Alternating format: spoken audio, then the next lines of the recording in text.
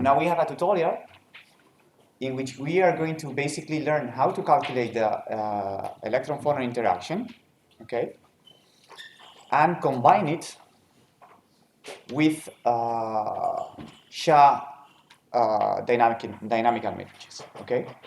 So this is the story. Maybe you remember in some of the lectures, I think in Francesco's lecture, in my lecture as well, so there were some cases in which the harmonic approximation gives you unstable phonons, unstable in the sense that they are imaginary, but the SHA somehow, or you know that the system is actually experimentally observed in that crystal structure, so it's not unstable.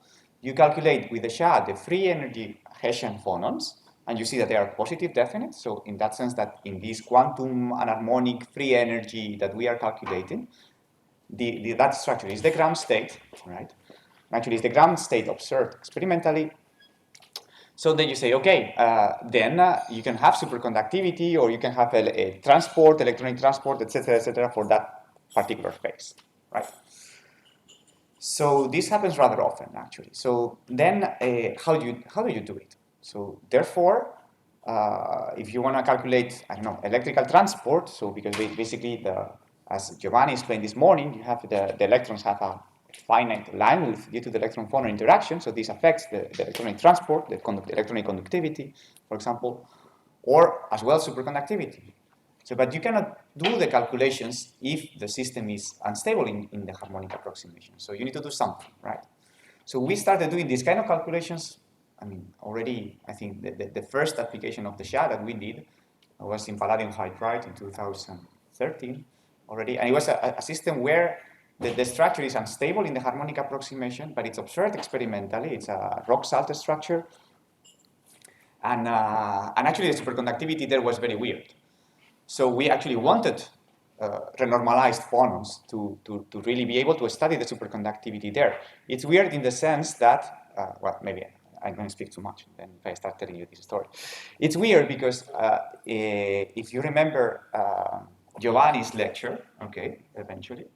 So if you remind Giovanni, I will use your lectures, your slides. So this is going to be very nice for me. Where is the Macmillan equation? Here. So basically, in the harmonic approximation, the lambda is independent of the mass. Okay, so it's mass independent. So let's say if you substitute the isotopes, lambda does not change. So all the dependence on the isotope comes from this prefactor, omega log, which omega log, in this case, let's say like the phonon frequencies, and it scales with the mass as 1 over the square root of the mass. So you expect that if you put a heavier isotope, TC will go down. And actually, this is one of the biggest successes of BCS theory, that it could explain the isotope effect that was observed experimentally, that was scaling as the TC was scaling as 1 over the square root of the mass. Okay, that's why I think that that was one of the big successes of BCS theory back in the 50s when this was developed. So actually, in palladium hydride is the opposite. If you change hydrogen by deuterium, and TC goes up. And we explained that because of anharmonicity. So that's why we wanted to do that. So, but this is the story. The story is that basically, if you go to these formulas, right? So even in the very beginning, let's say the G's that. So where are the G's defined? No. It was in the very beginning, right, Giovanni? Yeah, there you go. The G's. Okay. So here in the G's definition of the electron-phonon matrix elements, you have two things that are coming in his description from the harmonic approximation, which are the polarization vectors that you are diagonalizing the dynamical matrix and the phonon frequencies. Right? So actually, many DFT codes and so on, what they print you is something related to that, where already the polarization vectors and the phonon frequencies are integrated, are inside somewhere there, right? So what we don't want to do that. So what we want to do now is, or what I want to explain you now is that, okay, let's use basically these matrix elements.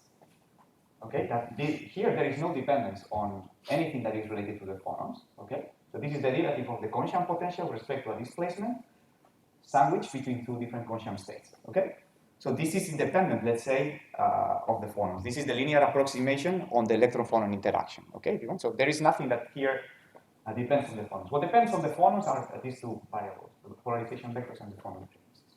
Okay, so somehow what we want to do, okay, is to replace those by a result coming from the SHA. Okay, that's what we want to do. That's all I'm going to show you how to do. So if you want in Feynman diagrams, so if we had, we were calculating the phonon lifetime, so our, this is the self-energy that Giovanni was mentioning for the phonon propagator. What we are going to do is suppress this harmonic, let's say this is the harmonic. What we are going to put just here, and here we have the electron-phonon vertex, let's say, which is related to this. Right? We're going to just replace, here we are going to put, let's say, SHA. This is what we are going to do, okay? The SHA result. But the vertex itself is going to be the same. So we are just changing, if you want, in terms of Feynman diagram, just the external leg. That's what we are going to do, okay? We are not going to touch this thing, okay? For that, you need to go beyond in theory and so on. So this is, we are working on that, but this is something, a different story, okay? So this is all. So let's go to the PDF. So now I need to go to the virtual machine. It's here, okay? Okay, to Control F, no, I need to Control F. Okay.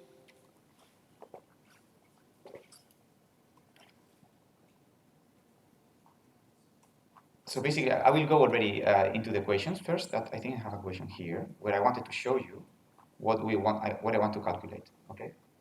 So basically, what the object that I want now to extract is the following. Okay. So these are the matrix elements that Giovanni presented that they were in the previous question. And right now, what I want to print is going to be this object. Okay. Here we have the double Dirac delta that Giovanni had already in his presentation, okay, on the Fermi surface, and that's all, right? So I have here this matrix element. Now this depends on Cartesian indexes, okay, A and B. So they are to me atom and Cartesian indexes, as in my lecture, okay. So if you want this object, is like a 3n times 3n matrix for a given Q-port, okay. And here there is nothing that is related to phonon frequencies, right? So then do I have the equation? I think I do, no? Somewhere. Then we do everything, right? Then the story is that we can calculate then the alpha squared, the Eliashberg function, with that matrix that we used, okay, that we extracted, multiplying here the polarization vectors and the phonon frequencies, and with this Dirac delta on the phonon frequencies. And now here we can use, let's say, the SHA polarization vectors and the SHA phonon frequency. So this is what we want to do, okay? Right? So this is what we are going to do in the tutorial. Okay, so once, oh, I went too far. Yeah. Okay. And one important thing is that these matrix elements, let's say these vertices, okay, let's say n, k, derivative of the Kohn-Sham with respect to the u, k, q, and k plus q, okay.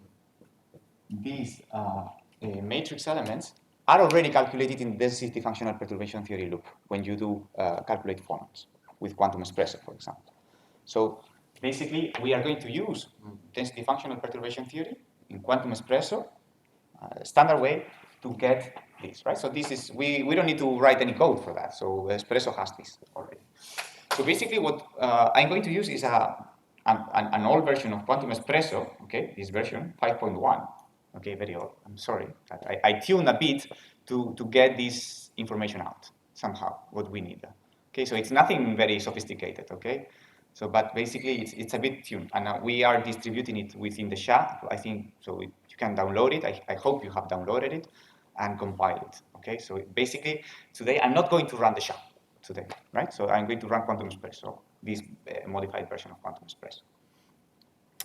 So the first thing that we are going to do is to perform a calculation of this, let's say, that matrix that I presented, that I think I call it delta Q, right? So delta AB of Q, which is what it was, I'm saying by heart now, okay? Okay, I think I was calling this the A and K and K plus Q. Was that? No, yes. Yes. So I think this sum over K and N, M, and we have dA, let's say d B with all the indexes, blah, blah, blah, and here the Dirac delta on the Fermi energy. Okay? It was something like that, MK plus Q. So this is the matrix that I want to print, okay? That I'm going to use. So we are going to calculate that, okay? This is what I want to print now. So to do that, we need to follow 3 steps, okay? We need to do a standard DFT calculation first for our crystal structure that we have. We are going to do a standard density functional perturbation theory calculation, okay? To calculate, let's say, what the goal will be to calculate this object, okay?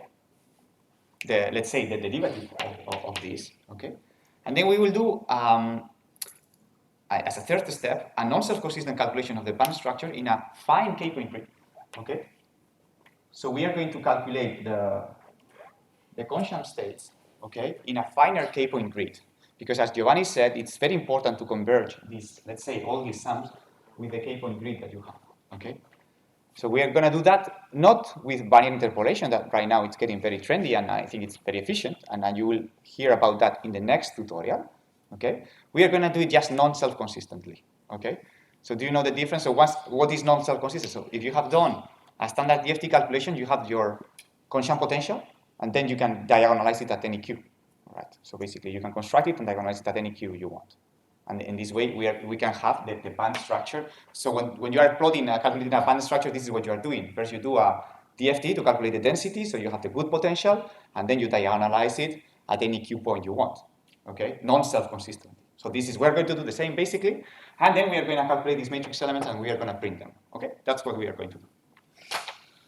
So let's say we start, okay, I need to go down, right? So let's start with a typical quantum espresso calculation, okay? So, where is the terminal here? Okay, so this is the tutorial, okay. We are gonna do this for all the points in a 2-2-2 grid, okay? So first of all, let's say this is the Quantum Espresso input. So let's see. Okay, I'm gonna make here a file where I'm going to do I'm gonna call it the 2-2-2 calculation. Okay, I'm gonna enter here, and you will see that I have 3 Q points in this irreducible grid, in the 2-2-2 grid. Okay. So therefore, we are going to do this for each of the Q points separately. Okay. So I'm going to make a file that I'm going to call Q1. Okay. So we are going to come here, and now we are going to prepare the input file. So this is Espresso Quantum input file. Okay. So there is nothing special. So I'm going to call this. Okay, let's respect the name that I was putting here, which was, so this is an Espresso input file, PW. Okay, so let's do it.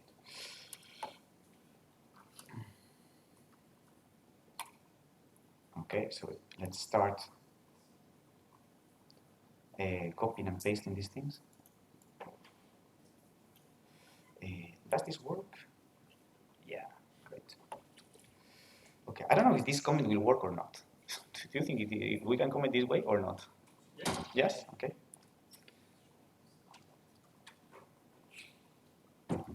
So I put a very verbose input file, okay, so that you can really, but this is just nothing special here, okay?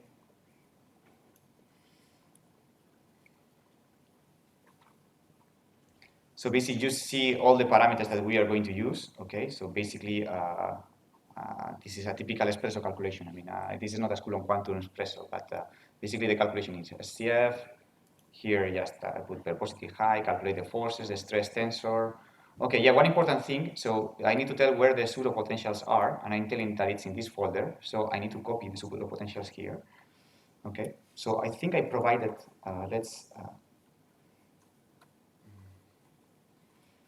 I think I provided here the pseudo potentials. So up here, I think it's pseudos.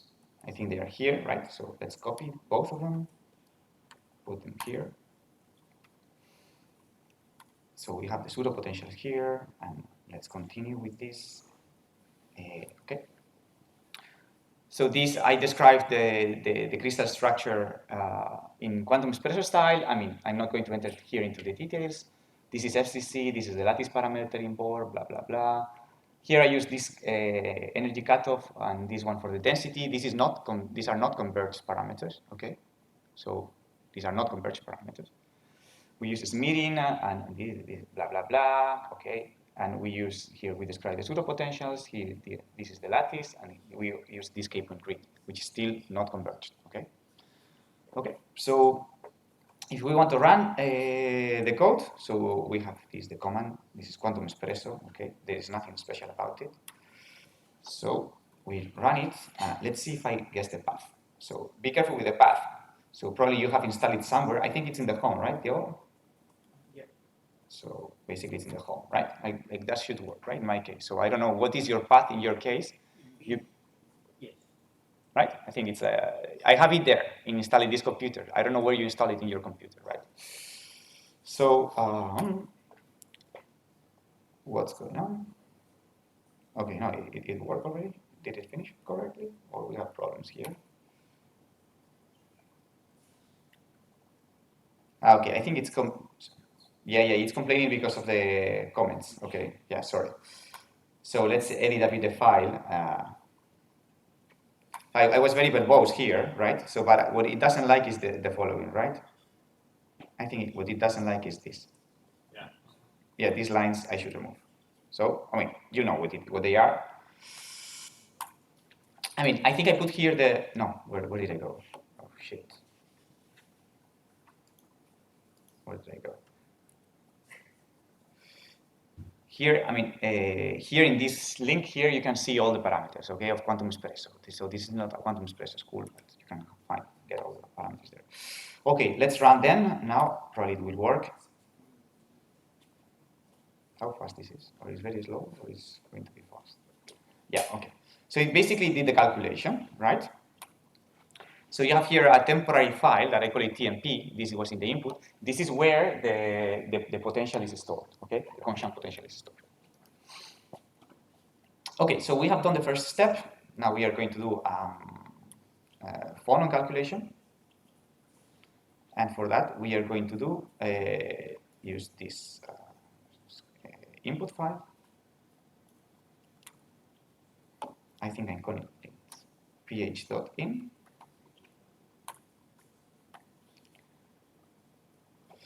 Right. So, oops.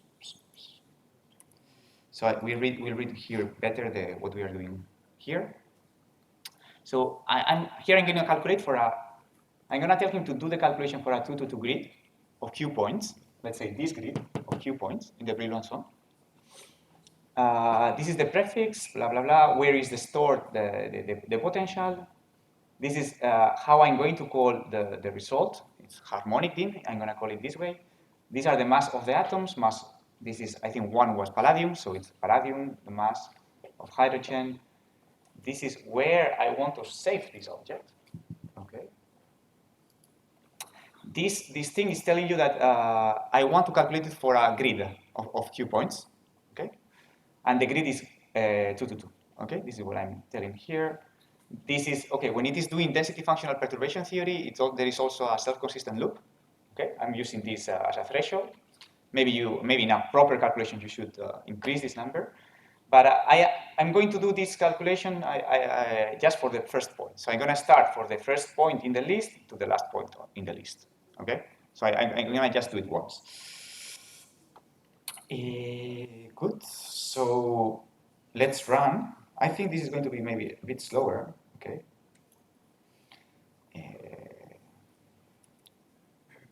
Okay, this is saved. So we need to run this ph.x command, code of Quantum Espresso. Sorry. And I think I'm going to use MPA run, okay? No, because I cannot. Right. So let's see how long it takes. It will take a while, I think.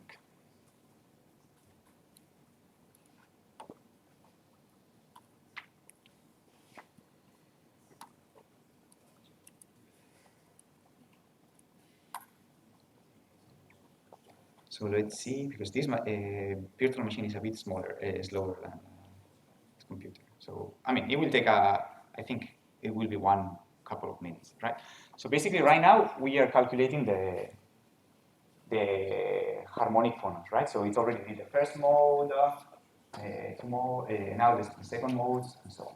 Okay, so it's calculating the. Oh, sorry, I was me, right? El cable.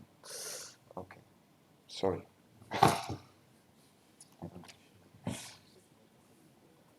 Okay, let's see if keeps still. So we are basically calculating the phonons at gamma, so it's already finished. We didn't took so much time. Oops.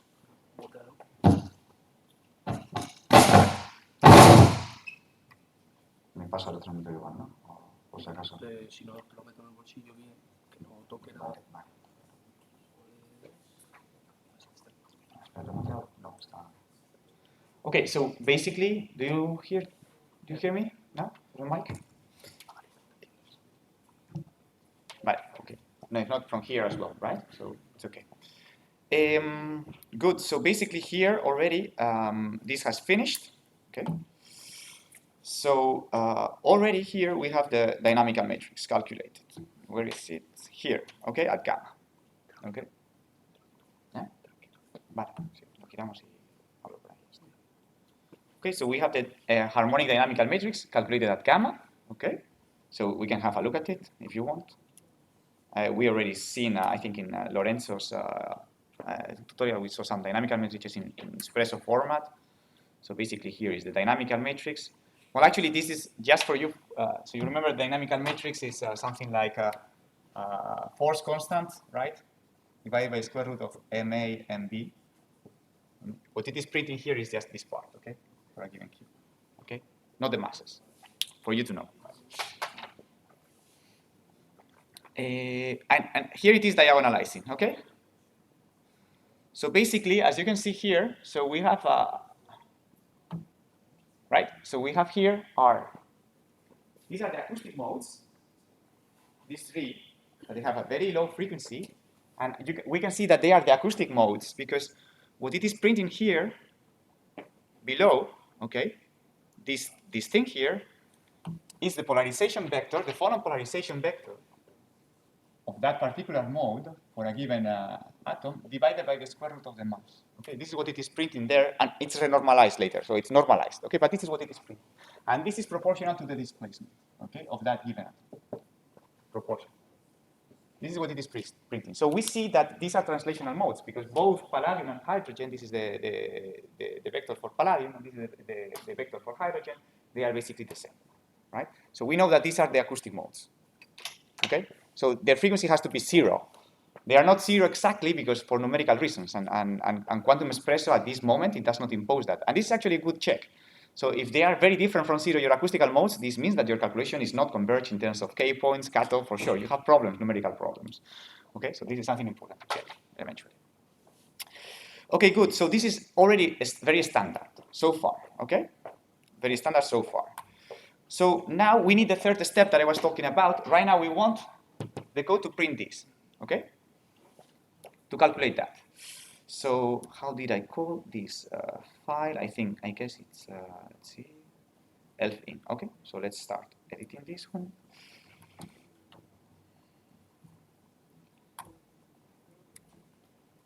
And I will copy, right, all these things here.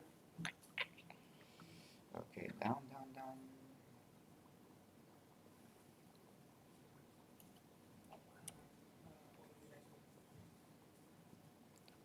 right? So, and I explain here that we look better what we are going to do here. So basically, we are going to use the same program. So this is the ph.x, the code that calculates this thing in Quantum Espresso. So the first stuff here, it is the same, okay? It's important that here we use the same parameters as in the previous calculation. Again, I'm going to say, okay, do the calculation for a 2-2 grid, but just calculate for the first point, okay? But right now we are going to include this, which is transfalse, which, for example, also Lorenzo included. This is not, don't calculate the dynamical matrix, okay? I don't want I'm not interested in the dynamical matrix. I have it already. I have the harmonic one. I calculated it in the previous step. Now here, I don't want to calculate it. But I'm going to choose, now I want to calculate the electron-phonon, okay? And there are different ways in Quantum Espresso to calculate the electron-phonon. I'm going to use the simple, which is basically in the one that there is no interpolation or nothing. It's just right away this equation calculated, okay? So basically the equations that Giovanni put in the morning. Okay, what is this? This sigma that we are going to define is the broadening for this Dirac delta. Numerically, we cannot put a Dirac delta, okay? So it's impossible. So we need to broaden it. And here we're going to use a Gaussian broadening, okay? Okay, it's Gaussian, right? I think it's Gaussian. We're going to use a Gaussian broadening for this delta to broaden it, okay? So we are going to approximate these deltas with a Gaussian that it's going to have this type of width. So it's going to be this value, okay? 0.004 Rydberg, okay? And then it's going to do the calculation for different values of this sigma, this broadening, okay? And it will do it for 25 values. This is the number of Gaussian broadenings that will be studied. Which are going to be the values? So the broadening, let's say, let's call it sigma, that it will take is going to be this n, let's say, times the broadening we give. Let's say 0.004 Rydbergs in this case. And n, so it's going to be, and this n is going to go from 1 to 25, basically. So it's going to do the calculation for different broadenings. Okay? This is what we are doing. Okay? So the first one is going to be 0.004, the smallest. So now we define a new grid of k points. Okay? Here I choose 20, 20, 20. What is this grid? It's the grid for which we are going to calculate non-self-consistently the Consham states. Okay? So the code will read the potential that it was calculated in the first step, and it will do the calculation non-self-consistently for these points in that grid, in a 20, 20, 20 grid. Okay? Why? Because as Giovanni said, we need a fine grid for this sum here. Okay? It's a tricky integral, so we need to tricky summation. So we really need to converge very well here. So that's why we need many k points here normally. This is not a converged result. Okay? Okay, and this is what is this? This K1, K1, K3. It's whether you center the grid at gamma or it is shifted. This is a bit irrelevant. Okay, sometimes one or the other converges faster, but it's a bit irrelevant. Here in this case, it's not shifted. It's shifted. It's not centered at gamma. Okay, so let's run this.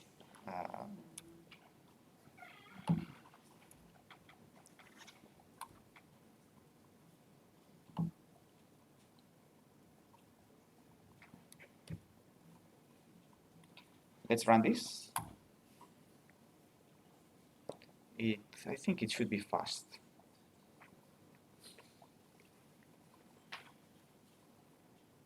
How much time? Okay. Let's see. Okay. Maybe I can see where.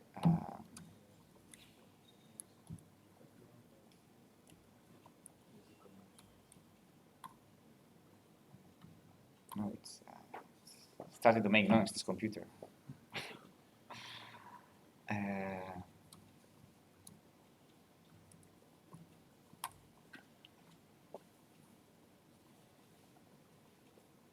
So let's see the evolution. I'm just okay. It's done. It was not that long. Okay. So let's have a look at the output. Okay, of this file. I think it's interesting to have a look at it. So this is standard Quantum Espresso output. Okay. Here it gives us we are telling it to calculate in a grid of Q points, but then we choose just to calculate in the first one, right? So, but these are the 3 points that we have in the grid. So we have 3 points that are irreducible in this 2-to-2 grid. Okay. Yeah, tell me. And did you run 3 different calculations for P8 in different folders or no? Sorry, can you repeat the calculation? The question? When you were doing the phonon calculations with that gave you the frequencies, were you running them in separate folders? Because I had some problems and I lost the track of. No, all of them were in the same folder. Okay. So for this Q1, okay.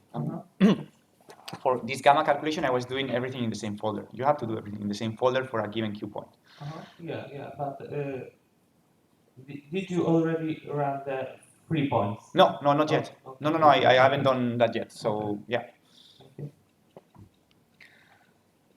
Okay, so basically this is Quantum Espresso typical stuff, but well, let's see where it starts giving interesting information. Yeah, something that very important to check is always the number of symmetries you have and whether it coincides with those that you expect for your crystal. Okay. So you see in the end that we have here, this is what it is plotting, right? So we have this Gaussian broadening, 0.004, okay? This is the starting broadening. And here it calculates the lambda and the gamma, which are these things. Precisely what Giovanni mentioned in the morning. So the gamma, okay, let's see. I have your presentation, right? So Control F. Let's go to your PDF.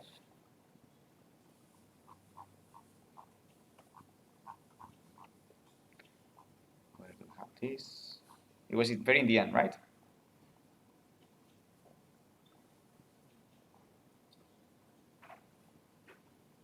Yeah, here. So this is the line width. The gamma is the line width. Okay, this thing, right?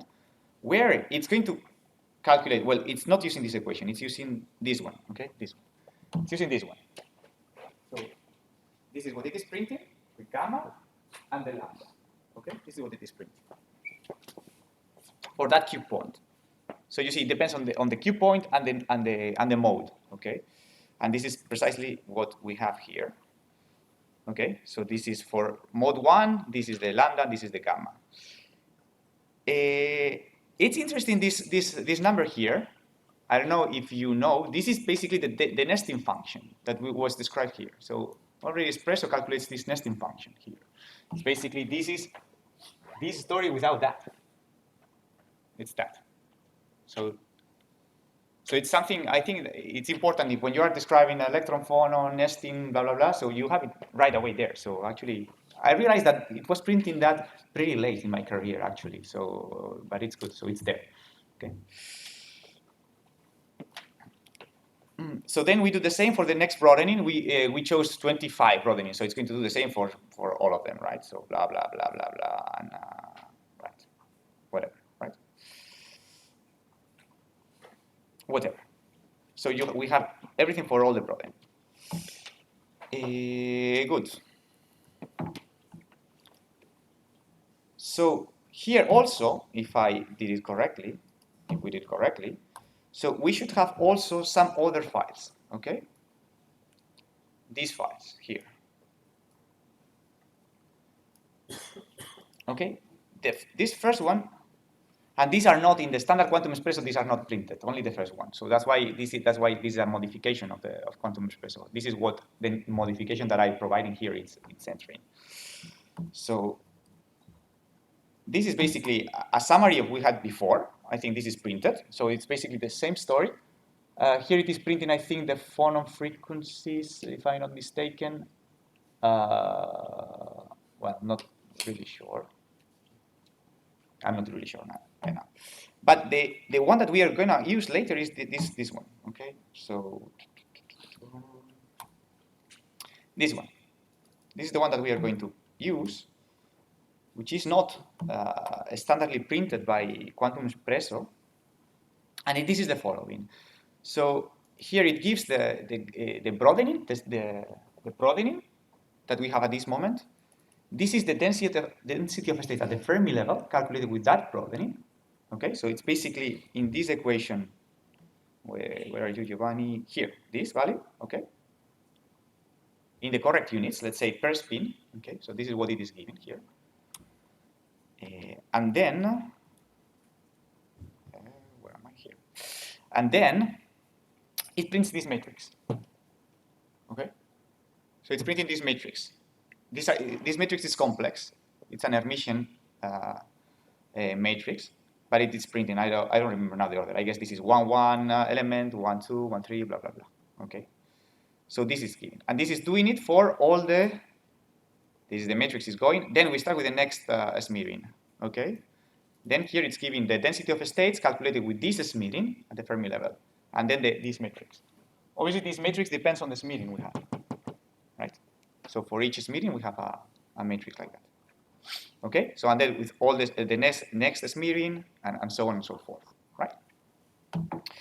Okay. So we have done the calculation at the gamma point. Oh, what's going on here? What is this? Windows. Okay, so the story now, as an exercise, what I propose, that maybe it will take a while, maybe it would be good to do it, because we should do the calculation for the rest of the Q points in the 222 grid. Okay, so we want the calculation for all the other points. Okay, so that should be very straightforward. Okay, oh my God. Okay, let's do Control F, no? This is what I should do, no? Control F.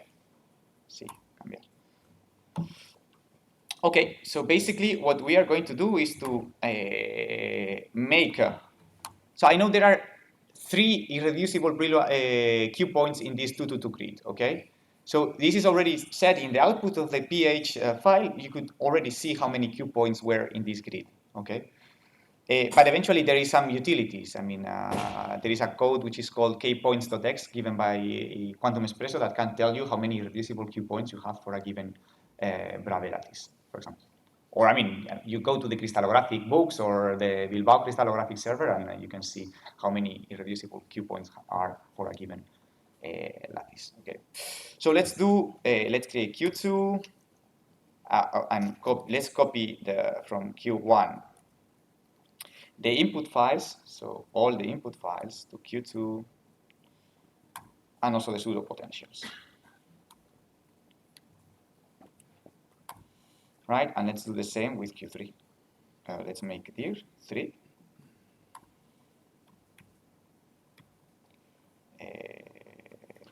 Q3. Okay, and now we need to edit very little, so we need to edit the phonon calculation. So right now we need to tell it that we need to calculate for the second point. So basically I'm going to here put start from the second point and finish in the second point, right? I save this. This is for the calculation for the phonon part, right? Let's do the same for the calculation of the electron-phonon part. So the third step, we need to also edit this. Where is it? Wait up here.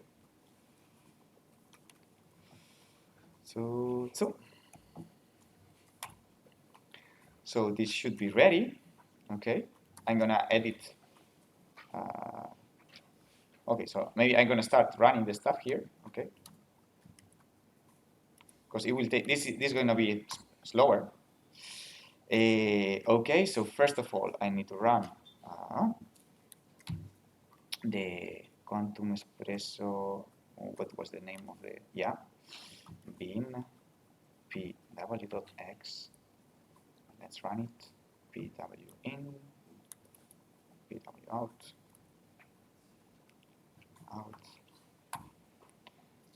So meanwhile, I will continue editing those that we have in the Q3. Okay, this is done. So now let's run the phonon calculation. You could actually use here parallelization as well. So maybe it would be faster indeed. So let's run the phonon calculation here. Let's go here. Meanwhile, we edit that. Do you see what I'm doing, or you're getting lost? No, it's clear. Know what I'm doing, no?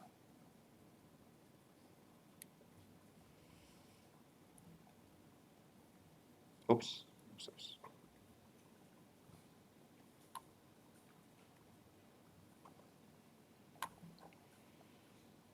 And also the electron-phonon part. So I'm telling you to calculate for the third point. That's it.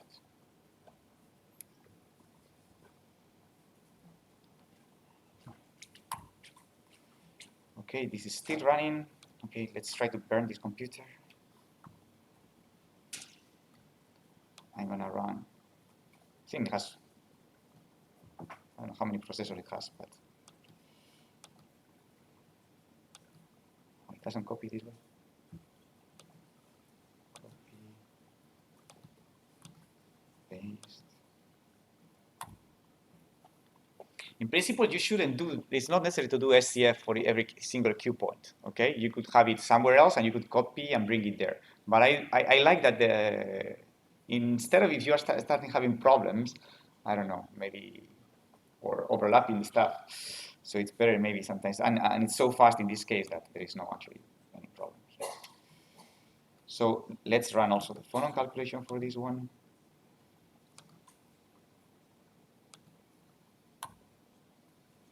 And now I think we need to wait a bit. So far, I'm just doing something which is standard, right? So I'm just doing the harmonic phonons, everything is standard. So far, there is nothing new, right? The new thing will start later. Hopefully, we have, I mean, when I tested this in my computer, it was a few minutes. So I hope it is also a few minutes in this computer here. Yeah.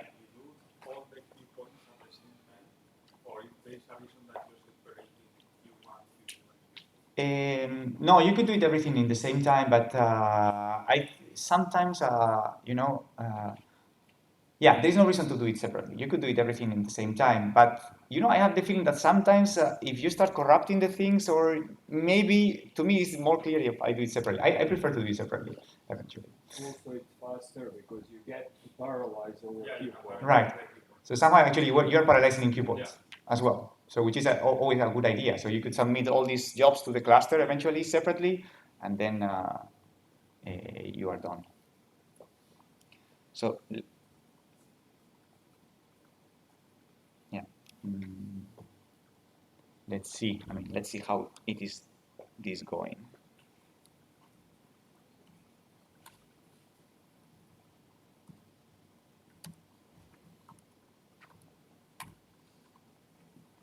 Let's do the same with this one.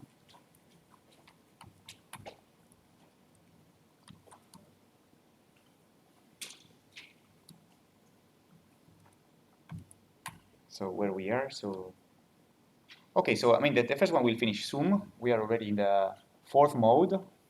Okay. So this is this one here is Q2. It will finish soon.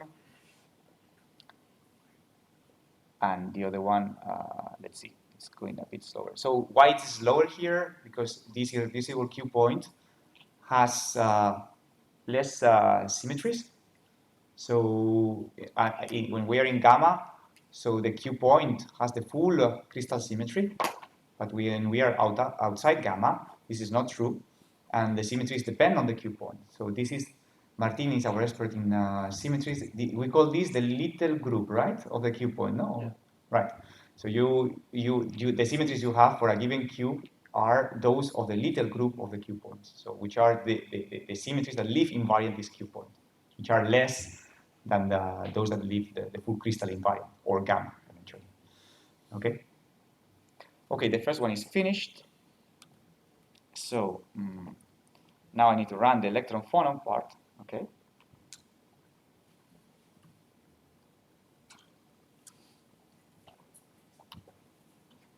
Okay, let's put it in the background directly.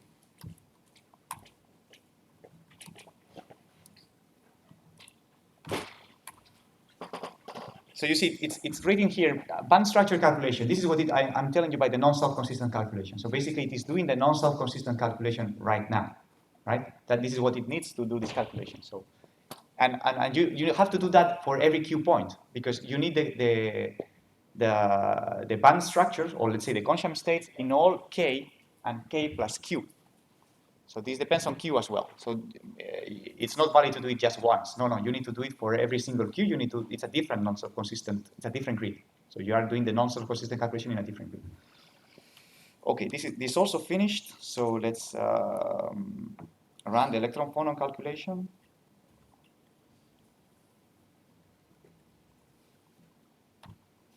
Let's put it in the background so we see when this finishes.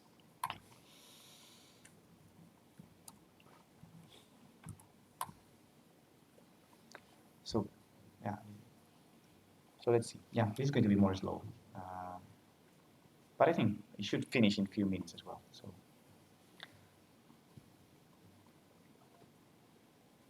any questions so far? So, you're seeing the three steps, right? In one, we get the Consham potential. In the second, we get the phonons and this change of the potential with respect to displacement. And in the third, we get this matrix here with a non-self-consistent calculation on the bands.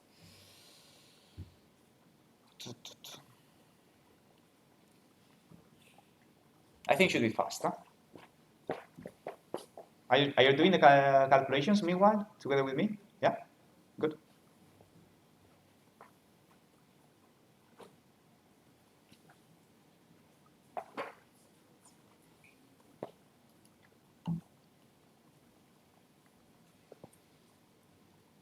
Yeah.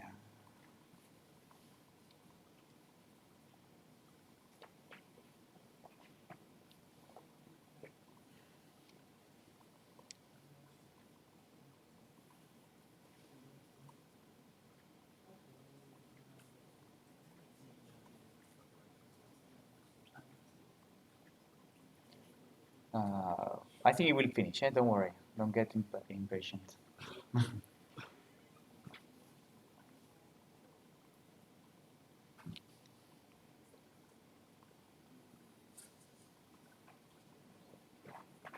Oh, you see, now it's advancing, right? So it finished for the first case for Q2. It finished the non-self-consistent calculation. It's been done, and now what it's going to do is basically this calculation. Also for the second case, it finished has finished. And you see, basically, this is the little group. You see here, this is the little group of of the Q2, and this other one is the little group of Q3. So if you like crystallography and so on, so actually Espresso does a good job here. So that's why basically other Q points are more expensive than gamma, always. No? Or not necessarily? Could you have more? Maybe in some space group we may have a high symmetry point that has the same symmetry. Could be, yeah, you're right. Very low symmetry group.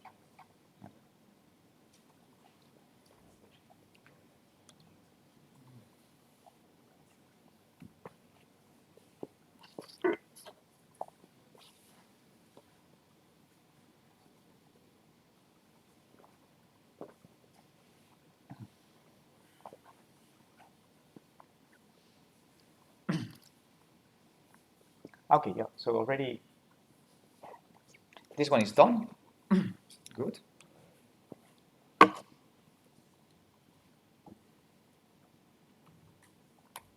So basically, you see that right now we have this matrix, right, for the third point as well, right? So we have this matrix here already for the third point, and also for the second, right? So I promised. I mean, it was not that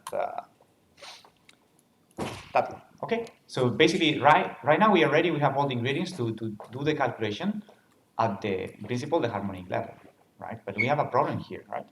As I said, in the harmonic level, we had imaginary phonon frequencies at gamma. I don't know what happened here in the other.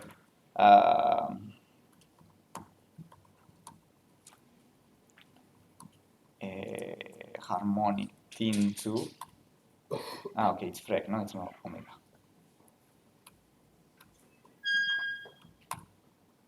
Wait, here we don't have imaginary phonon frequencies at the harmonic level.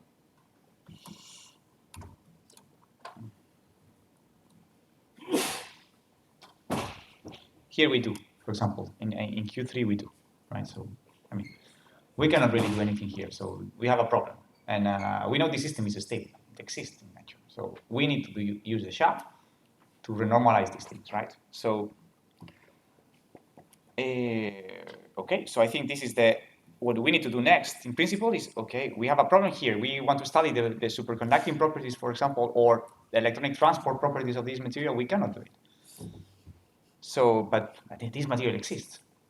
So we need, and harmonicity somehow must stabilize this material, or any other reason. So, and that's the shaft for that is appropriate. So this is, so I leave you as an exercise. I mean, we cannot do it right now, but as an exercise, you could do ab initio with these parameters somehow, the shaft, for example, in a 2-to-2 supercell. I mean, I did it in my computer, but it took me a while. I mean, like half an hour, 1 hour, something like that to do it. Okay, so I mean, as an exercise, you could. I leave it for you, for when you are back home to try to do this SHA calculation. Okay, eventually, ab initio. Okay, so with Quantum Espresso, let's say. In principle, if you follow tutorial 2, the one that given by Lorenzo, that should be the way to do it. Okay. So, but as we don't have time to do it right now here, I leave this just as an exercise, and I provide them, right? Here, right? Yes. So I provide them here. Where? Here. No, if we go up here, we see better here. So they are provided here. Right, so let's say, imagine these are the dynamical matrices we obtain with the shell. One remark, so this is a bit delicate. These are the auxiliary dynamical matrices that come out from the shell. So what we want to do now is to combine this matrix, okay, with this matrix that has nothing, no information about phonons. Okay, there's nothing that depends on the phonons here in this matrix. That's why we can combine it with the shell, right? So these are the auxiliary, and you may ask, should I use to do this? Let's say this combination, right? No, where we are. Let's say this is what I want to do now, right? So somehow I want to use the SHA eigenvalues and eigen frequencies to get alpha square F combining with this matrix. This is what I want to do now. The question is, should I use the auxiliary or the Hessian dynamical matrices? You see, you remember they were different, okay? So the fast answer is that, okay, check with both, and if the result is similar, it means that the effect is not very important. And this is, for example, in most of the cases, this is the situation, okay? Theoretically, the best would be what Georgia is starting to do now, which is something different that I'm not going to do now. So it's basically to calculate that with a spectral function, okay? So this is not what I'm doing here, okay? This would be the most exact, so we have a paper in the archive that is under review right now that Georgia is doing. In principle, the best thing to do is to not use the auxiliary, not even the Hessian phonon frequencies, but use the spectral function. Anyway, I think theoretically, if you do like based on the perturbation theory analysis that Giovanni said, using the auxiliary, it's more theoretically rooted somehow, okay? But as I said, if you use the auxiliary or the Hessian, normally the impact is very small, okay? The impact is very small. So in that case, you're safe, okay? This is just a word of an advice somehow, okay? Because this is delicate. Theoretically, it's not so easy to understand what is the one that I should use, right? So, but in principle, if you're building the theoretical Feynman diagrams on top of your effective SHA Hamiltonian, right, would be the auxiliary that would enter here, okay? But again, so for example, in many systems we have checked with both, and the result for lambda and eventually it's the same. Okay, so if it's the same, you can be safe. I mean, but if they are different, so maybe you need to go beyond and understand a bit what, for example, George is doing now, for example. Okay, but this is just a comment. So basically, we want to do this calculation right now. Okay. So first of all, what we are going to do, so and I think the reason will become evident later. Okay, so how I'm gonna do this? Okay, let's come here. Okay, I was in the 222 thing, right? So I'm gonna open here a folder that I'm gonna call SHA. Okay. So I'm gonna copy here the dynamical matrices that I had here. SHA. Okay, I'm gonna copy them here to the SHA folder. Okay, so I'm gonna enter here. So one thing that we will do, these are, we are going to Fourier transform this to real space. And the reason will become evident later, okay? We will do that using Quantum Espresso routines, which is the code is called Q2R. Maybe some of you have used it. So to do that, first we need to copy this DIN0. Okay, this DIN0 file. I'm gonna copy it. Okay, from any of the harmonics calculations from Q1 here. Harmonic DIN0 to, I'm gonna call it here 0 as well. So it's the same name you see than the other dynamical matrices. This file, this 01, is just simply the list of Q points that we have. So it tells you that we have a 2 to 2 grid. There are 3 points in the reducible Brillouin zone, and these are the Q points in 2 pi over A, 2 pi over cell dm1. Okay. It just it needs Quantum Espresso this file to make the Fourier interpolation. So we are going to run the Fourier interpolation. This is the input file. So this is a typical input file for the Fourier interpolation. I'm going to call it Q2R in. So R in. Right. So what is this saying? Okay, which is the name of my harmonic my dynamical matrices in Q space. This is I'm going to tell it to impose the acoustic sound rule right now. So this is a type of acoustic sound rule. So you remember we didn't have 0 frequencies for the acoustic mode, so I'm going to impose that. And this is going to be the name of the force constants in real space. Okay. That's all. It's super simple. So let's run this Q2R code. Q2R. Yeah, it's here. Good. R out. This is terribly fast. So right now we have the force constant. Okay, in real space. Okay, so right now we did, instead of going the SHA auxiliary dynamical matrix, so the force constant from Q space, we went to real space, right? With a Fourier transform. And now this is the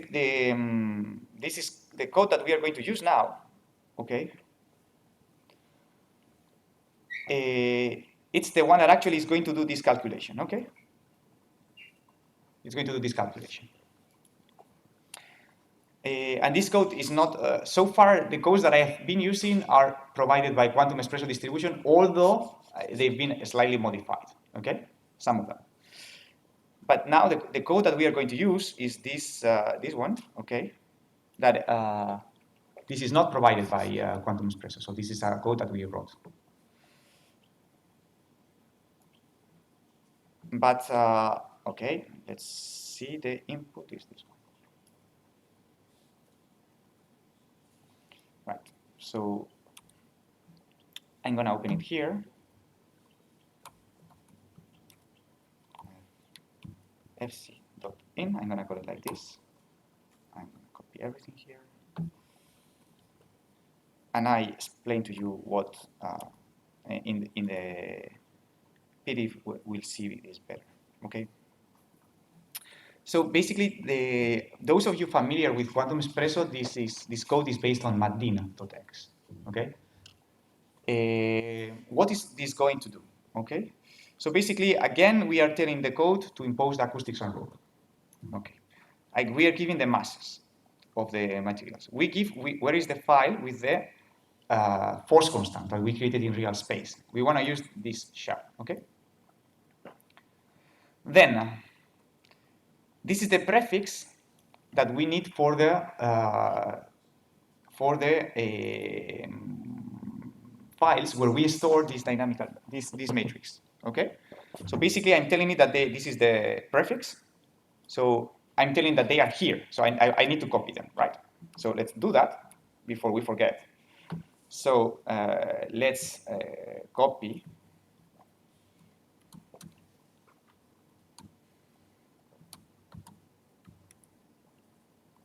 Q, E.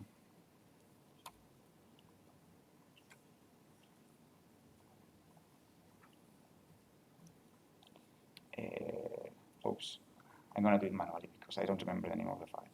Okay. Q1 harmonic elf. What was the name? No.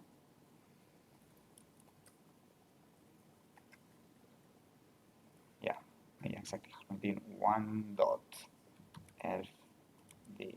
This is what I need to copy here. Okay. So let's do the same with the other ones.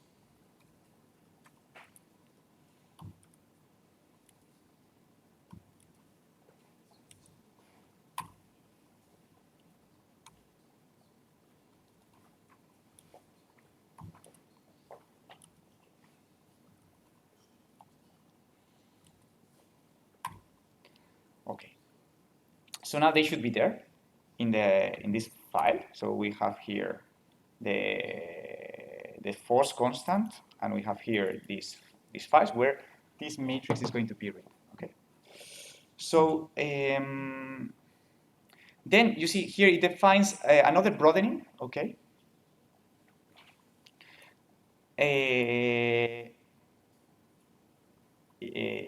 Yes. Okay. This is the how many broadenings we are going to use, and this is the broadening that we are going to use for that calculation. Which is this broadening? This is a different delta. Okay. So far, previously, the broadening that we were using for the Gaussian was for these two deltas here, for the electronic states, okay? Now what we need, if you look at this equation, where is the equation? We have here as another delta, okay, on the phonons, somehow, okay? So right now, these parameters are for this delta, okay? So I'm going to do the calculations for one broadening for this delta. It's going to be a Gaussian approximation again for this Dirac delta, and the value of the broadening of the Gaussian is going to be 10 centimeters minus 1. Okay. So then we have this slash, and here we have these values. Okay. That tell us for which electronic broadening. Now I'm talking now about the broadening of the Dirac deltas. Electronic Dirac deltas, I want to calculate the alpha square f. Okay? You see, so I'm going to calculate the alpha square f using the electronic deltas with this broadening that I already set in the previous calculations, right? So you remember in these files, these files, I have these matrices for different broadenings. So I'm going to choose one, and this is how you choose, basically given the number, okay? And then what I have to do is to include the Q points for which I have calculated these matrices, okay? And I need to give them in 2 pi over 8 units, and I need to give the multiplicity 1, 4, 3, okay? What is the multiplicity? Okay, it's how many Q points in the star we have, right? So this is very easy to check. So if you go to the dynamical matrix, okay, of each of the cases. So for example here, right? So if you open the dynamical matrix here, you see that this is this Q point, right? Then this is another Q point. Is it different? Yeah, it's another Q point. You see, it's different. This is the matrix for another Q point that is equivalent, right? And then, so we have 3 different Q points that are equivalent by symmetry here. So this is the multiplicity that you need to give to the code here. Okay? For gamma, it's always 1, but for others, it's going to be different. Okay? This is 4 in this case. This is 3. Okay, so then I think we are ready. No? Let me check because maybe I have a bug in the here. Yeah, exactly. This didn't copy very well. So right. I'm not sure whether it will accept these comments or not. I'm not sure. Let's see. So now we are ready to run this code. Okay, which again we can run it like this with Quantum Espresso. Oh, I'm going very slow, right?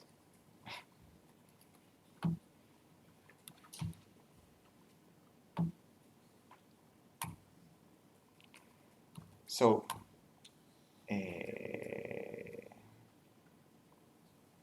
what happened here? Yeah, here it is. Okay. So let's have a look at the output of this file. Blah, blah, blah. It gives lots of stuff. It reads. So what it is doing, okay, this is important here, okay? What this code is doing is taking the real space force constant, it's Fourier interpolating back to the Q grid, okay? And then it is doing this, it's combining, it's diagonalizing them in that Q grid and combining with these matrices to create the alpha square F, okay? So you are asking me, why the hell are you Fourier interpolating to real space and then later coming again to Q space, okay? I hope that this is evident later, okay? But this is what the code is doing. So it's diagonalizing again, it's Fourier transforming back to Q space to combine them with these matrices calculated in Q space, okay? So that's why here it first prints again the dynamical matrices after the interpolation to see whether everything is okay. And then it diagonalizes and gives the frequencies. That's all it is doing, okay? So it will do it for everything.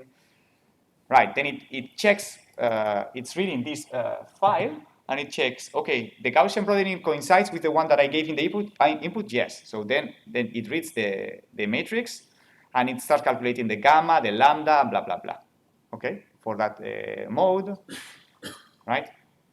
There's something important. We skip the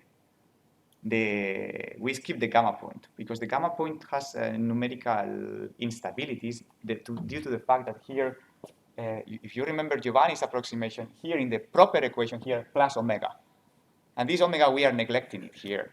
And this creates numerical issues at gamma. So the gamma point will be neglected. I mean, I think in the archive paper with Rafael is quite clearly explained why there are numerical problems at gamma.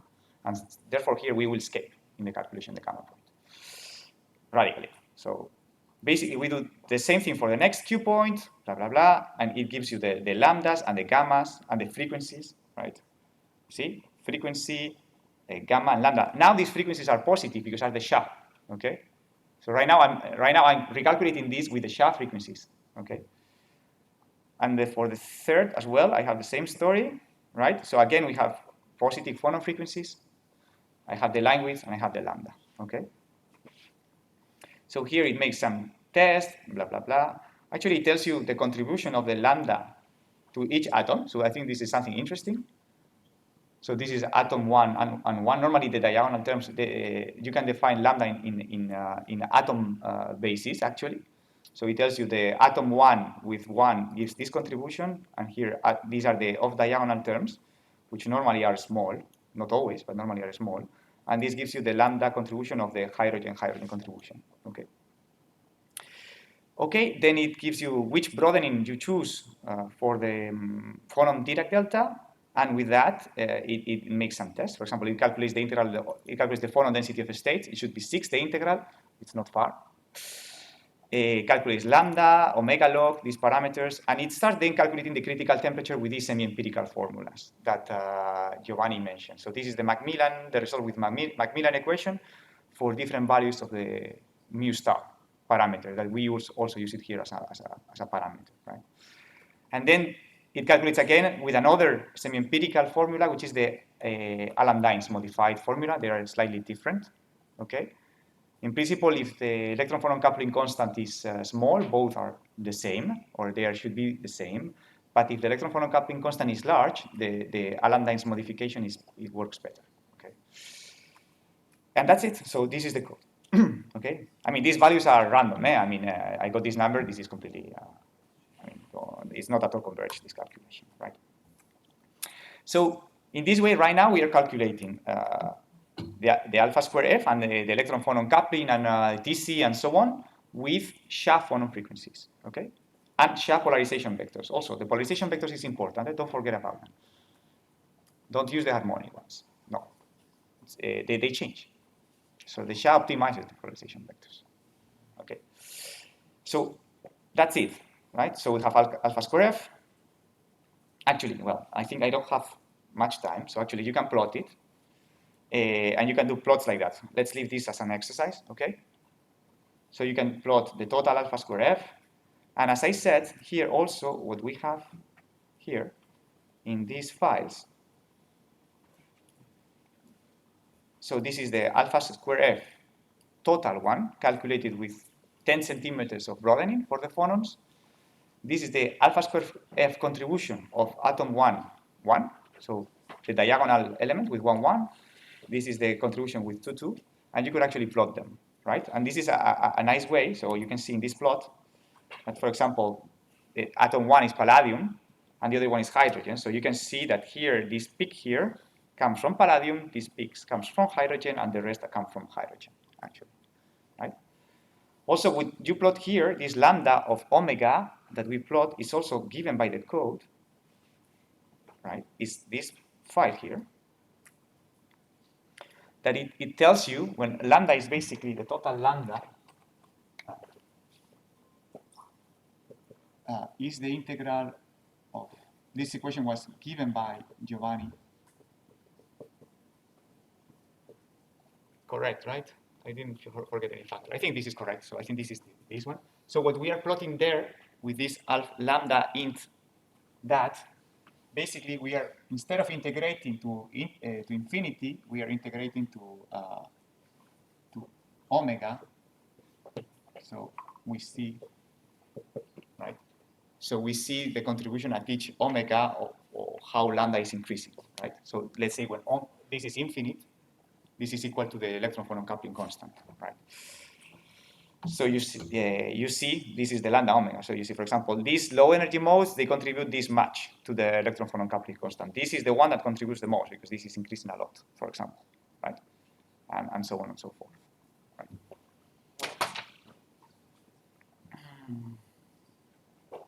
So then I leave as an exercise. So simply, instead of using this broadening, actually there is a typo, no? Because I use 0.004 and not this one. So just change the smithing for the electronic delta, right? And recalculate these things. So this is very simple.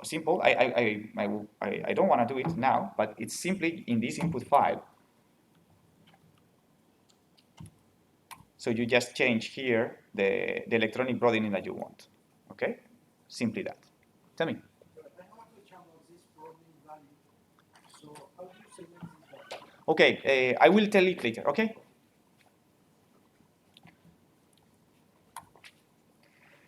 Okay, so I leave this as an exercise, and now the story is the following. So imagine that obviously, when you calculate the total lambda, okay, or the alpha square F, we are doing a sum on Q points, right? So we need to converge with respect to these Q points. That's why binary interpolation and so on, what you will learn in the afternoon, it's useful because in principle with this you can reach very high K-point grids here, and Q-point grids as well, okay? Here I'm not going to do that, but for example, you can go to higher Q-point grids in the following way. So basically, as we have here, in this input file, let's say this one, we are using the real space force constants, okay? I can just interpolate to any Q point by Fourier interpolation. And then imagine that we have calculated this matrix in a finer grid, in a finer Q point grid, okay? Let's say in a 4-4-4, right? Then I can use, okay, instead of using here the 2-2 result for these matrices, electron-phonon matrices, or I don't know how to call these matrices, okay? I can use those calculated in a finer grid, in a 4-4-4, okay? And indeed, I'm providing to you those, okay? So they are here.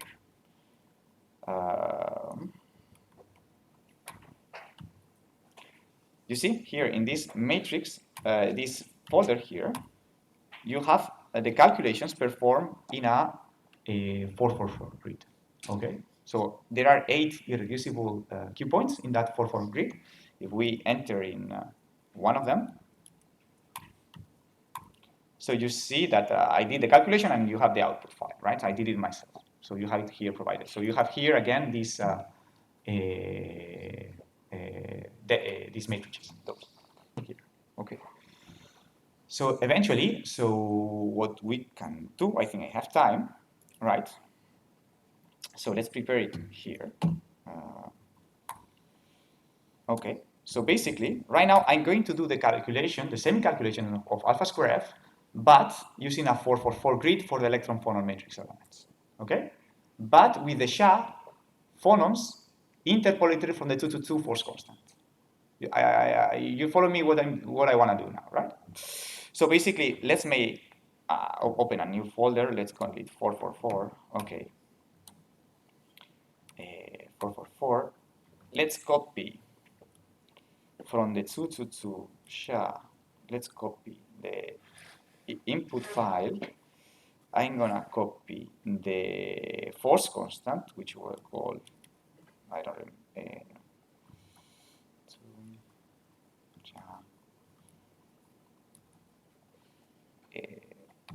FC, right? The force constant. I will copy this here.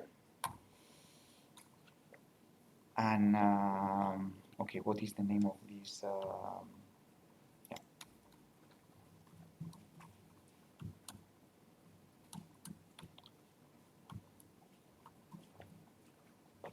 I'm gonna copy the yeah, from here Q dollar.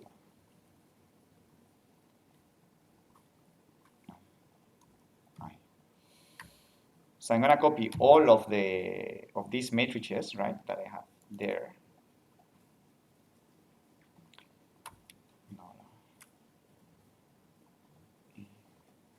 I'm making a loop for that to copy it faster. I don't know if you don't know Bash, you just do it manually. Okay. Done. Right? I think it's correct. Let's see. Right. So right now I have all the dynamical matrices here, right? But I need to edit this input file. So right now, the number of irreducible points is 8, okay? And I need to edit this list right now. So this is a bit boring, I know, guys.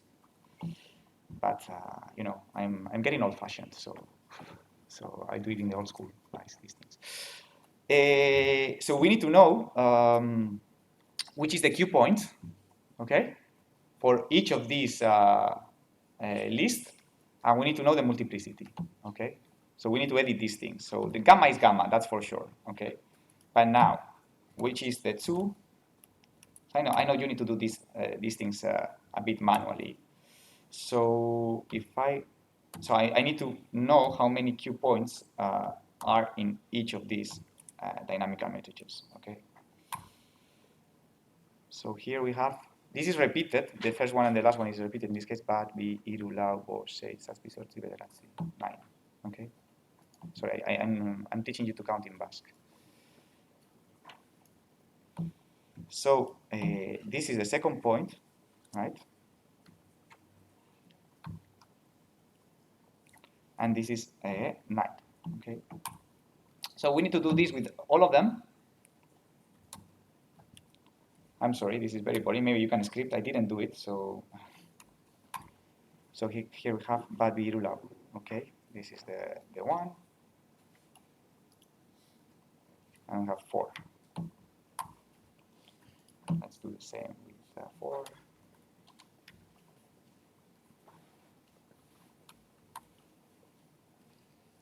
Badbirula Bose.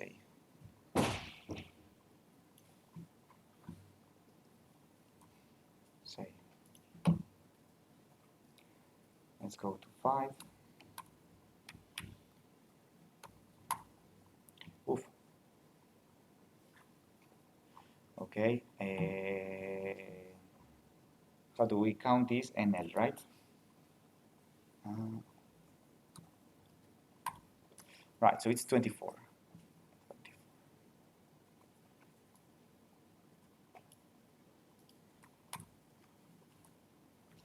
24. Okay.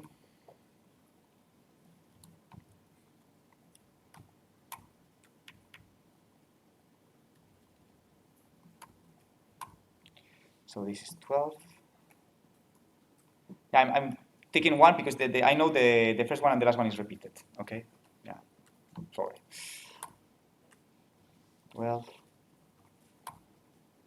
Yeah, we are getting to an end.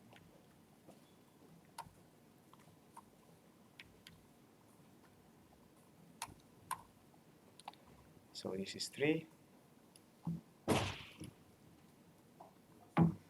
And the last one.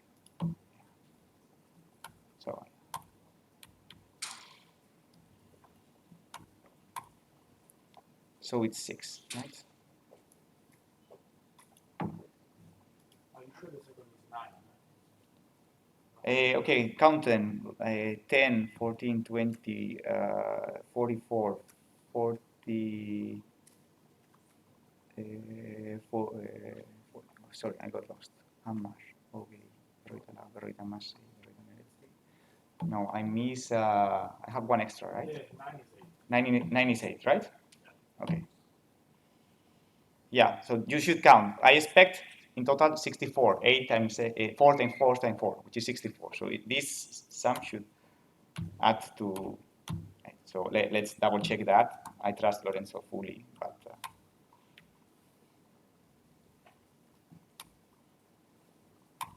Right, it's 8, right? So good. So then this is ready. I think that right now we can rerun the code.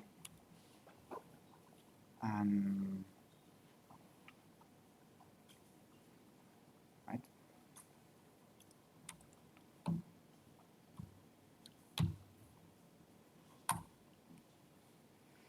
So you see, this code is very fast, right? And right now we have the alpha square f, okay, calculated with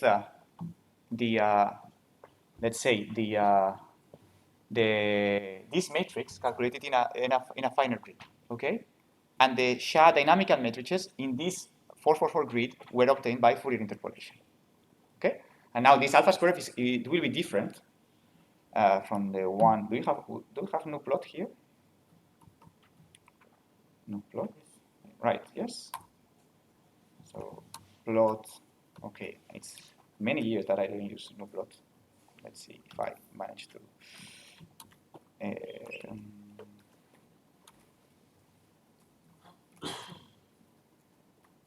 And the other one is in.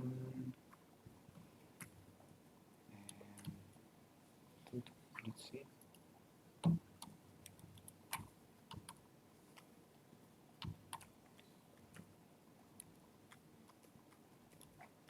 Yeah.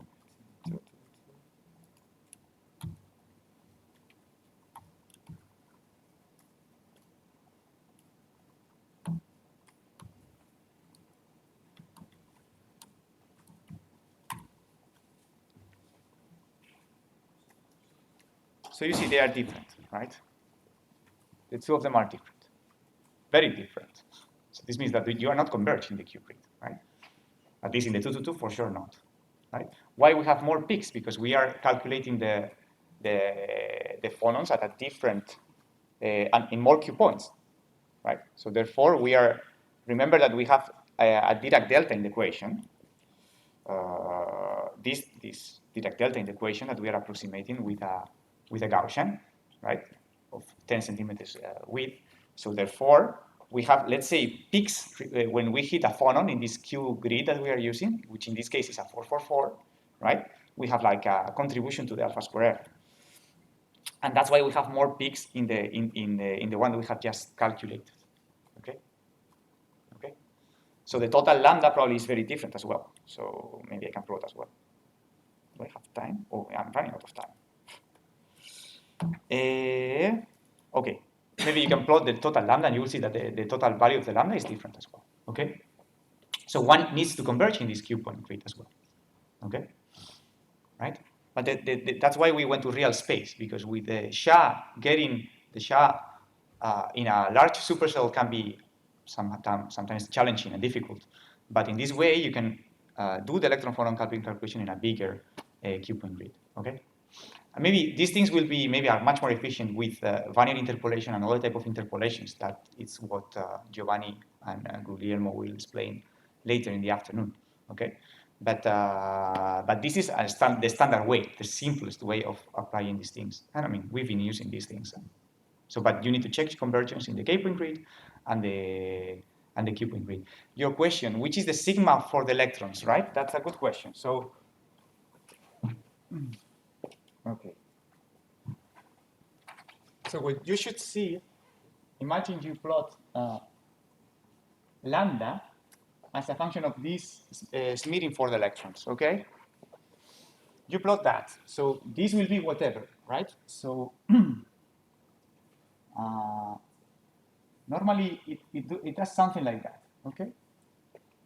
So and the story is you should plot this, okay, as a function of different K point grids. Let's say grid K1, let's say, imagine this is 20, 20, 20, 20, okay? And then you do it with 30, 30, 30, etc., right? With more and more, right? So let's say at highest meeting, they will be the same, but at a given moment, eventually, they start being different, right? So the physical value is infinite number of K points, zero smithing, because it's a Dirac delta. But this is this is what Raffaello said actually when he was talking about the line width. When you are converged, so you are converged when, let's say, you have some kind of flat region that seems to be the asymptotic limit when sigma is equal to 0. This is the smithing you need to choose, right? So it's not the one at highest meetings, because at highest meeting everything will be the same with any value of K points. So you need to check it before starting the conversion. You need to check the convergence of this value. Right. So what you can do is, for example, use a small Q point grid, right, and see which is the K point grid that you need for the convergence, for example. Then you also need to converge with respect to the Q point grid. So yeah, you need to check convergence with respect to everything, of course. And I know I'm late. So, but just to say that we are also providing this code, the me.x, okay, with this that is not coming with a Quantum Espresso distribution that solves isotropic Migdal-Eliashberg equations, okay, that were introduced by Giovanni. Okay, so this is provided in this Quantum Espresso modified version that we are providing. Okay. So we just need alpha square F to run, right? So if you don't mind, I'm sorry for taking more time from you. Let's go to the terminal. Where is our terminal? This one, right? So let's do the calculation here.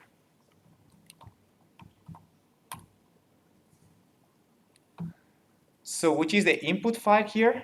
So basically this is when you are solving Migdal-Eliashberg equations, you solve the self-consistently these equations for different temperatures, Okay, so you need to decide for which temperatures you calculate that. So we start from 1 Kelvin to 80 Kelvin, and we do it 80 times. So basically, let's say, this is what this means, right? Then this is important. So the Matsubara frequencies are infinite. So, and this is a misconception. When you are using mu star for the Coulomb-Coulomb interaction, so we need to be careful, right? I mean, maybe the experts in superconductivity will know this better, but we should use like a 10 times more, okay, the value of the maximum phonon frequency. So no more. So it's not about converging. This is what I'm saying, because you can enter into problems due to the fact that we are using mu star, and the mu star does not decay. So it's a number that we are putting there. So this creates numerical issues. Okay, so you need to use something that is around 10 times the highest phonon frequency that we have in the system for the cutoff of the Matsubara frequencies. Okay. So this is something in the literature is written. So there are many papers that are saying, no, you need to use something like 10 times the maximum number of phonon frequencies, or 10 times the Debye temperature, or things like that. But it's not about putting here the biggest number that you want. No. Okay? So this is given in Hartrees. I'm sorry, the units are a bit of a mess. Okay? That's why I put it Hartrees here. Then you need to initialize the self-consistent loop of the Migdal-Eliashberg equations with a given value for the gap. This is in millielectrovolts now. I'm sorry. And the gap normally is around a few millielectron volts, like 10. I mean, in high TC superconductors, like 200, 300 Kelvin superconductors, it would be 100 maximum. But this is the order of magnitude, right? So this is just to start from the closest you want. Here you give the name of the name where you have the alpha square f, and the value of mu star you want to use. Okay. So we're precisely solving the equations that Giovanni put in his presentation. Well, you have it there, or we'll hang it there. So let's run this. Oh, yeah, here they are. No, no, where did I go? Whatever, I lost it. Here, okay. Let's just run.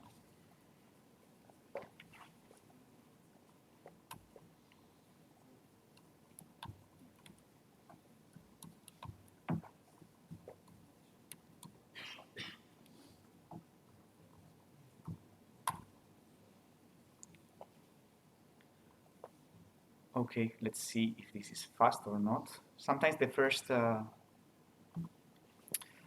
iteration takes a bit of time. Let's see how it is going.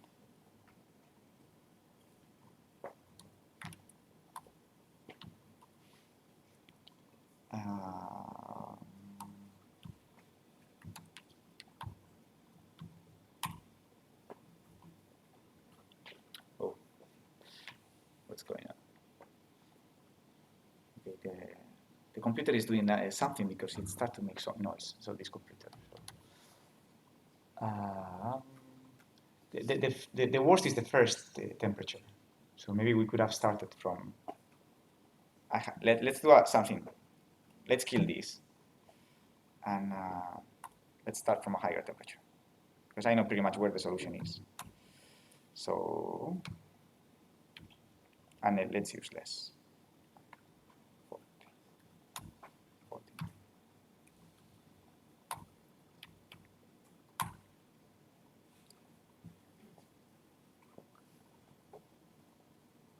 So you see now it's this is the output of the code. So it tells you that for this cutoff energy that we are using, we have this number of Matsubara frequencies. Okay.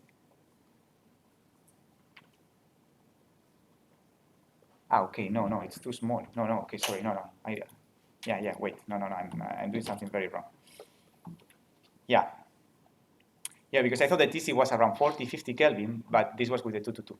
Now with the 444 that I'm using here, I think it's much smaller. So let's see how much it is. Pretty much. Okay, now it's much smaller. Okay, okay. So let's look for these temperatures in the input file. Okay. So let's do, I don't know, from let's say 3 to 15, let's say. let's do, I don't know, like 12 temperatures.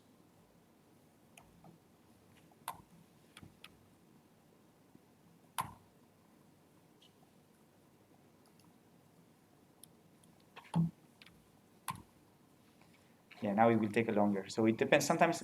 So this is a self-consistent loop to solve the Migdal-Eliashberg. So sometimes it takes longer. I think that when you are at low temperatures, it's low temperature means more Matsubara frequencies. So therefore it takes longer at lower temperatures. But eventually it will finish. You can check that. And then it will output the code something. It will plot the gap as a function of the temperature. Okay. This was done with the 222 calculation, okay, with the alpha square f calculated with the 222 grid, and you can plot the gap. Well, it's not really the gap; it's the lowest Matsubara frequency as a function of temperature, and you can see where this disappears. And when this disappears, it's where you have the critical temperature. Okay, and this is a more accurate calculation than the semi-empirical formulas given by Macmillan and Alan Bates. Okay, do you have questions? Could you follow the tutorial, more or less? Yeah. I know this was not very old school, right? Copy, pasting, editing files. Yeah, I'm not a Python guy. Sorry, I'm getting older.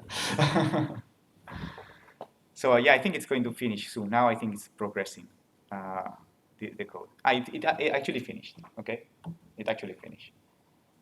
So here, this is the file that I was talking about, tgap.dat. So we can plot it if you want, fast with no plot.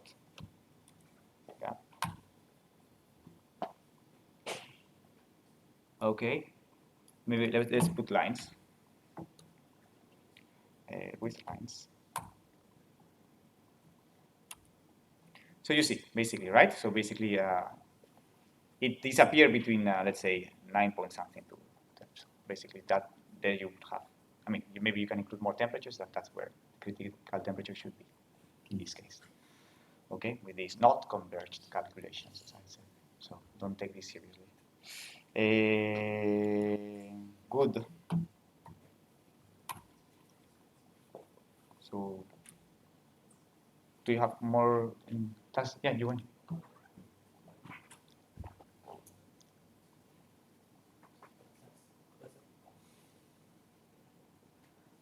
Does the initial gas of the gap play a significant role in determining the final gap? Do we need to get confidence with the initial gas?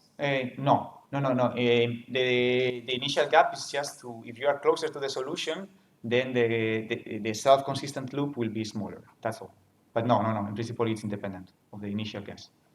Yeah. It's just simply you need to initialize somewhere. So that's it. Yeah. No. I mean, if there is a bug in the code, maybe yes. But if not, yeah, that should be the case. No.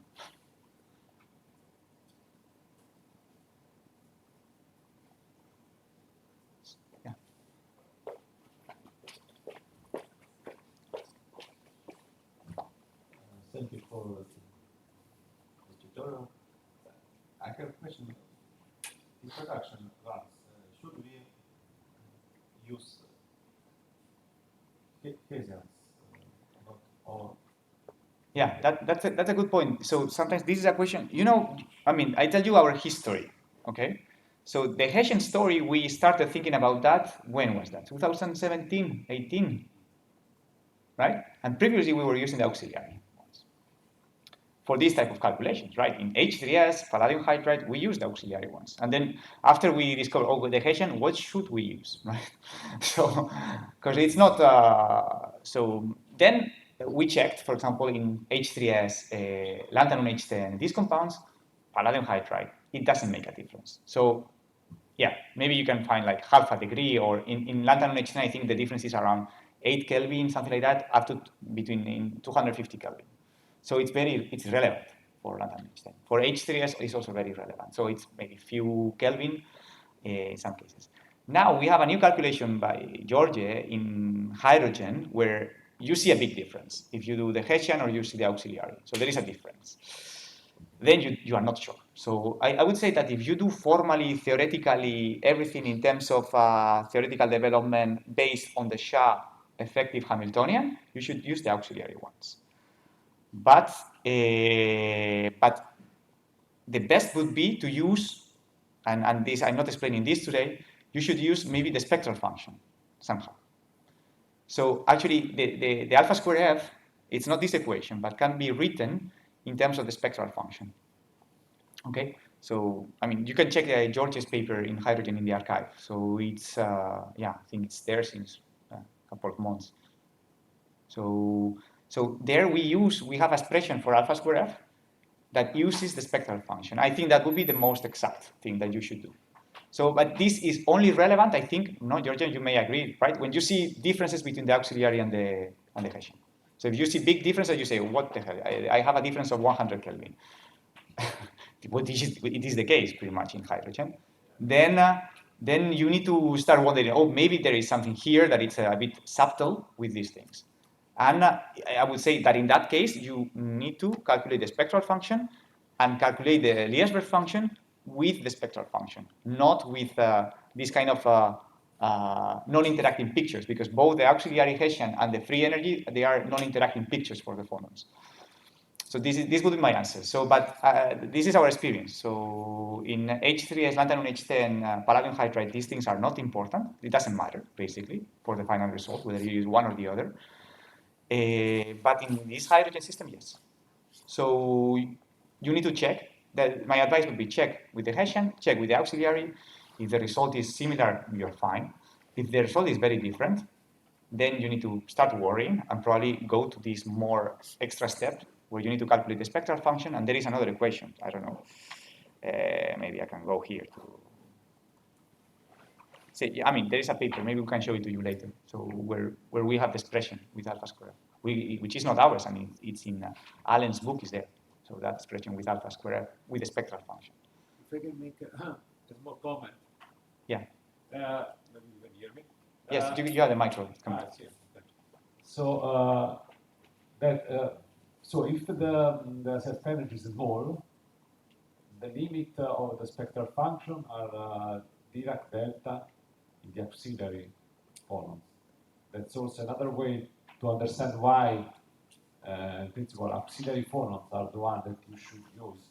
Mm-hmm. Because in the limit that the self-energy goes to 0, you go to the Dirac delta in the auxiliary phonons, not in the Hessian. Right.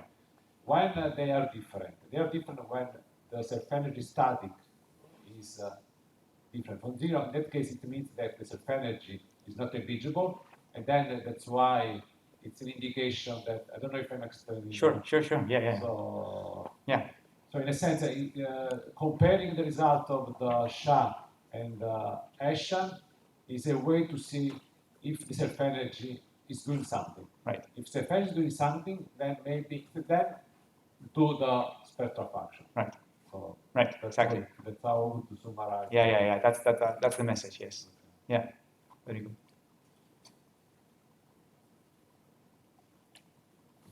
Yeah, we are late, no? Yeah, let's go for lunch. Okay, so it's too late.